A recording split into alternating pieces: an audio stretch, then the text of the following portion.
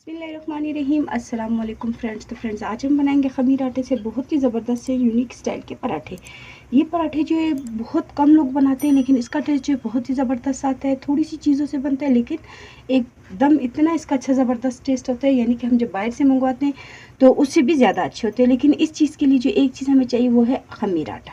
ठीक है, तो आटा जो गर्मियों का सीज़न है, आटा नॉर्मल जो ज़्यादातर खमीरा हो जाता है, तो उससे खमीर होने के बाद जो उससे हम इस तरह के पराठे बना सकते हैं। इसलिए मैं आपके साथ ये रेसिपी शेयर कर रही हूँ। तो अब जो है सबसे पहले हमने ले लिए 1 चम्मच के करीब जो हमने ले लिए सौंफ। इसके बाद जो ऑयल या घी या तेल जो कुछ भी, मक्खन भी आप ले सकते हैं और देसी घी भी ले सकते हैं। ठीक है, तो उसमें फ़र्क नहीं पड़ता। अब इसी के बाद जो हमने एक पेड़ा ले लिया खमीर का। तो अब जो मैं थोड़ा सा घी या ऑयल जो हथेली पे लगा के इसके छोटे छोटे पेड़े बना लूँगी। आटा जो वो अच्छे से खमीर होना चाहिए ताकि ये फूली हुई बने। अगर अच्छे से खमीर नहीं होगा तो फिर ये नहीं बनेंगे। अब ये आप देखिए कि मैंने इस तरह से एक छोटा सा पेड़ा लिया, बिल्कुल छोटा लेना है, बहुत बड़े नहीं लेने। इसके अंदर हम लगाएंगे थोड़ा सा घी। इसी के साथ हम डाल देंगे इसमें थोड़े से सौंफ। अब जो है हम इसका नॉर्मल छोटा सा एक पेड़ा बना लेते हैं।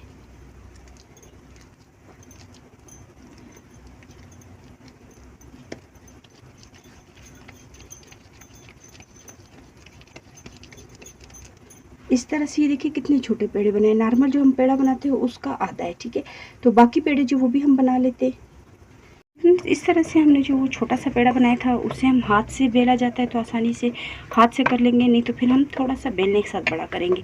लेकिन इसे जो हमने ज़्यादा बड़ा नहीं करना होता है। ठीक है, ये छोटी छोटी बनती है और डीप फ्राई करके बनती है। इसे हम इस तरह से हल्का सा बड़ा कर देंगे। हाथ से आराम से हो रहा है क्योंकि खमीर हो जाता है आटा, तो वो जो रबड़ी होता है उस तरह से नहीं होता।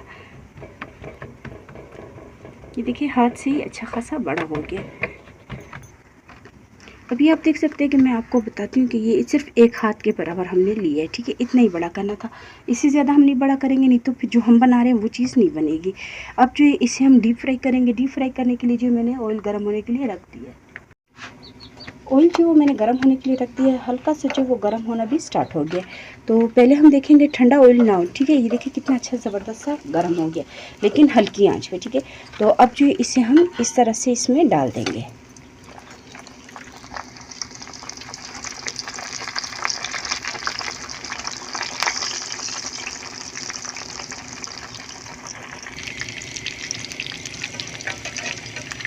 अब जो है आंच हमें थोड़ी सी तेज़ कर देनी है ताकि ये जल्दी से जो है अच्छे से फ्राई हो जाए।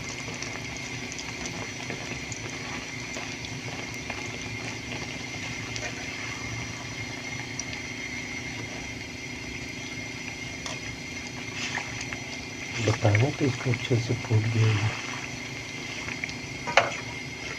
खमीर होने की वजह से देखिए कितना ज़बरदस्त तरीके से फूल गया है। हल्की आंच पे नहीं करना है, नहीं तो ये सख्त हो जाएंगे। थोड़ा सा तेज़ आंच पे ही बनाएंगे इसे।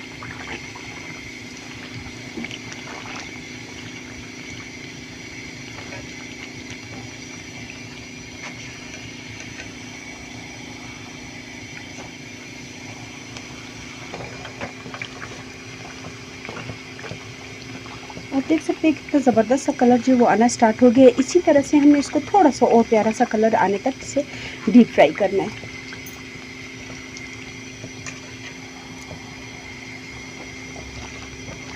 दोनों तरफ हमने फ्राई करना है। इस साइड से जो वो खुल रहा है वो इस वजह से खुल रहा है क्योंकि हमने पेड़े को जो इस तरफ से फिलिंग की थी, तो वो इतना मसला नहीं है। ठीक है, ये देखिए आप कलर कितना ज़बरदस्त सा आ गया।